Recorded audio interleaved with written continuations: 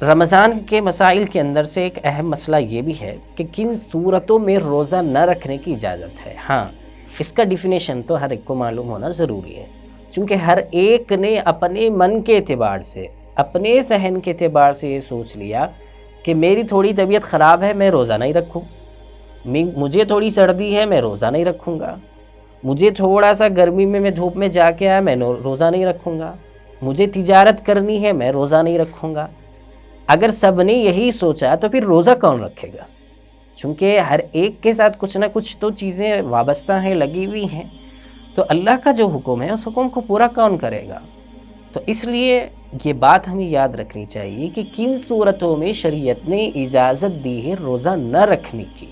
تو چلیے جانتے ہیں کہ وہ کون سی صورتیں ہیں جس میں شریعت نے یہ اجازت دی ہے یا رخصت دی ہے کہ آپ اب روزہ نہ رکھیں، بعد میں روزہ رکھ سکتے ہیں۔ مرض یعنی کیسا مرض ہونا چاہیے، کون سی بیماری ہونی چاہیے جس سے روزہ نہ رکھنے کی اجازت ہے۔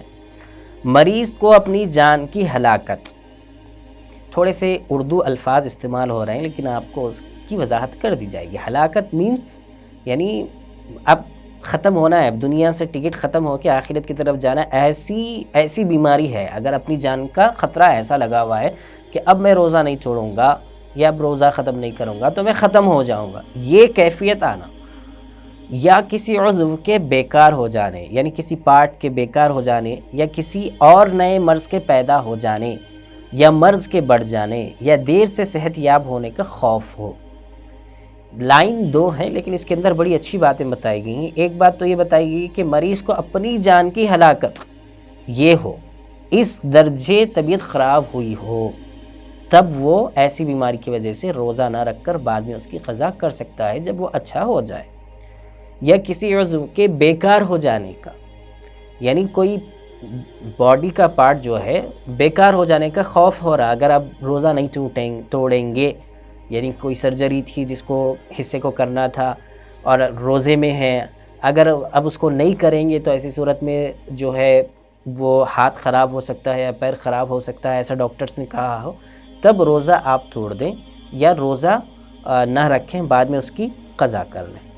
یا بیمار تھے، اب اگر روزہ رکھیں گے تو پھر بیماری بڑھ جائے گی، اس کا خطرہ ہے اور ڈاکٹرز نے ایسی بات کہی ہو، تب ایسی صورت میں روزہ نہ رکھ کر بعد میں اس کی قضا کرنا چاہیے۔ فتاوی شامی والیوم نمبر 7 پیج نمبر 477۔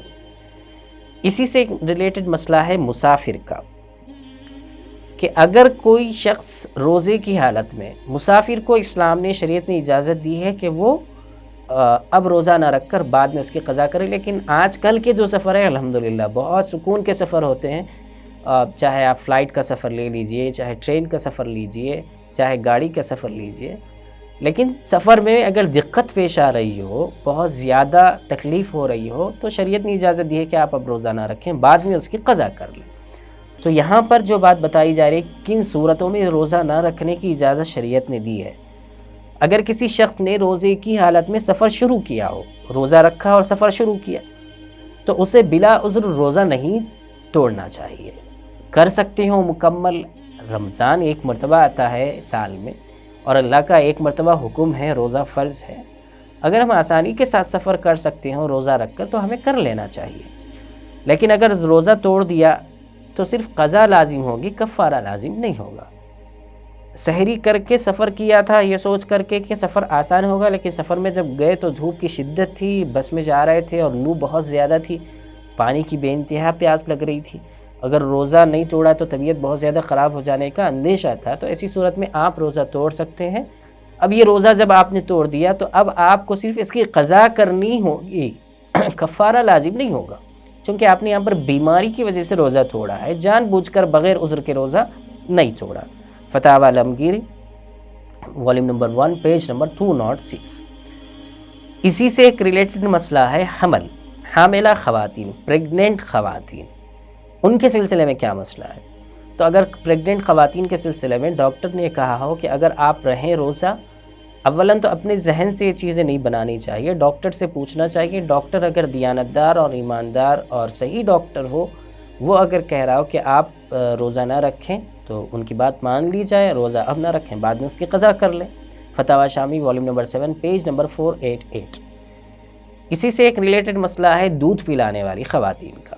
ہم نے اس مسئلے کو اس سے پہلے بھی ایک ویڈیو کے اندر واضح کیا تھا کہ اگر بچے کو والدہ اگر روزہ رکھے اور اس کی وجہ سے دودھ پلائیں تو بچے دودھ نہ پلائیں تو بچے کے لیے کچھ خطرہ ہو بچے کی طبیعت بگڑنے کا، تو ایسی صورت میں روزہ نہ رکھ کر بعد میں اس کی قضا کر لیں. لیکن آج کل بہت ساری چیزیں ایسی آ گئی ہیں کہ بچہ باہر کا دودھ بھی پی سکتا ہے، کچھ چیزیں کھلا سکتے ہیں، تو اس سے اگر مینیج کر سکتے ہیں تو اس کو مینیج کر لینا چاہیے. فتاوی شامی والیوم نمبر 7 پیج نمبر 488. اسی میں ایک چیز یہ بھی ہے کہ بھوک پیاس ایسی سخت لگی ہو کہ اگر ہم اب نہ کھائیں یا نہ پئیں تو جو ہے جان جانے کا خطرہ محسوس ہو رہا ہو تو آپ روزہ نہ رکھیں اور بعد میں اس کی قضا کر لیں. فتاوی شامی والیوم نمبر 7 پیج نمبر 488. بڑھاپا اور ضعف کمزوری، ایسا بڑھاپا اور ایسی کمزوری کہ جس کی وجہ سے روزہ رکھنے پر قادر نہ ہو. بہت سارے لوگ ایسے ہوتے ہیں کہ جو بوڑھے تو ہوتے ہیں لیکن اپنے بقیہ کام تو بہت آسانی کے ساتھ اچھے سے کرتے رہتے ہیں، لیکن جب روزے کا مسئلہ آتا ہے تو ان کا بڑھاپا جو ہے بالکل انتہا کو پہنچ جاتا ہے. یعنی اب وہ بڑھاپے کا سہارا لگا کر بولتے ہیں کہ ہم روزہ نہیں رکھ سکتے. تو اگر رکھ سکتے ہوں، جتنے روزے رکھ سکتے ہوں تو اسے رکھ لینا چاہیے، نہیں رکھ سکتے ہوں تو ایسی صورت میں پھر جو حکم شریعت کا ہے اس پر عمل کر لینا چاہیے. فتاوی شامی والیوم نمبر 7 پیج نمبر 489.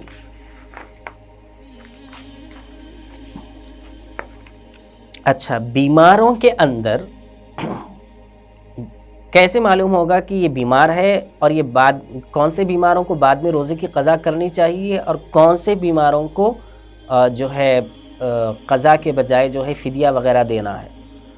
تو 2 قسم کی بیماریاں ہوتی ہیں. ایک دائمی یعنی جو مسلسل چلی آ رہی ہے اور کئی عرصے سے چل رہی ہے، جیسے ایجڈ لوگ ہیں 70 65 اس طرح کے جو لوگ ہیں، اور ان کو ایسا مریض جو ایسے لوگ ہوں جو 65 70 75 80 وغیرہ کے اندر چل رہے ہیں، لیکن الحمدللہ ایسے لوگ بھی ہم دیکھتے ہیں جن کی یہ ایج ہوتی ہے اور وہ بڑے اچھے سے روزہ رکھتے ہیں اور اپنے روزوں کو مکمل کرتے ہیں. یا بہانے نہیں بنانا چاہیے، اگر واقعتاً رکھ سکتے ہوں تو رکھ لینا چاہیے، لیکن نہیں رکھ سکتے ہوں تو شریعت نے اجازت دی ہے. تو یہ دائمی یعنی ہمیشہ چلنے والا عذر سمجھا جائے گا چونکہ اب ان کی ایج ہو چکی ہے.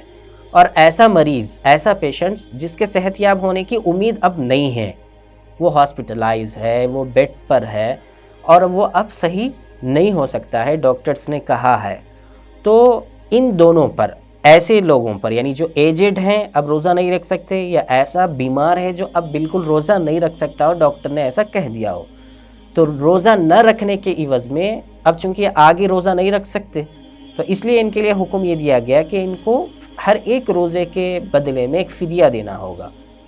اور اگر زندگی میں فدیہ ادا نہیں کیا تو موت کے وقت وصیت کرنا واجب ہے. یعنی روزہ نہیں رکھ سکتے ہیں تو ایسی صورت میں ہر ایک روزے کے بدلے میں ایک فدیہ دینا ہوگا. اور اگر اب تک فدیہ نہیں دیا ہے تو کم از کم انتقال کے وقت میں وصیت کرنا ہوگا کہ بیٹے میرے ذمے 5 سال کے روزے ان کا فدیہ دینا ضروری ہے، تم میری طرف سے اس کو دے دو، یا میرے میراث کے اندر کے جو پیسے ہیں اس کی طرف سے وہ فدیہ ادا کر دو. فتاوی شامی والیوم نمبر 8 پیج نمبر 6 اور 7. دوسرا جو مرض ہے وہ ہے عارضی، یعنی تھوڑی دیر کے لیے ہے وہ مرض، پھر وہ ختم ہو جائے گا. جیسے وہ آزار، جیسے مرض ہے، جیسے سفر ہے، یہ تھوڑی دیر کے لیے عذر ہے. ایسے ہی حمل ہے، یہ تھوڑے دن کے بعد میں پھر وہ بچہ ہو جائے گا تو وہ ان کا عذر ختم ہو جائے گا. ایسے ہی ایسے لوگوں کے سلسلے میں ان روزوں کی قضا کرنا واجب ہے.